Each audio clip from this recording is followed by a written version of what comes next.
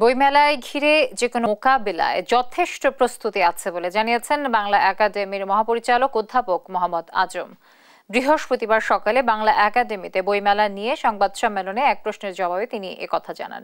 এ সময় শেখ মুজিবুর রহমানের বই বহাল রাখার বিষয়ের প্রশ্নে তিনি বলেন, এ বিষয়ে একাডেমির নিজস্ব কোনো নীতিমালার বাধ্যবাধকতা নেই। সংবাদ সম্মেলনে লিখিত বক্তব্যে অমর একুশে বইমেলা পরিচালনা কমিটির সদস্য সচিব সরকার আমিন বলেন, এবার অমর একুশে বইমেলার আয়োজনকে পরিবেশ সুরক্ষা সচেতন ও জিরো ওয়েস্ট বই মেলায় পরিণত করার সিদ্ধান্ত দেওয়া হয়েছে। আগামী 1 ফেব্রুয়ারি থেকে শুরু হতে যাচ্ছে অমর একুশে বইমেলা। এদিন বিকেল 3টায় বইমেলা উদ্বোধন করবেন অন্তর্বর্তী সরকারের প্রধান উপদেষ্টা ডক্টর মোহাম্মদ ইউনূস।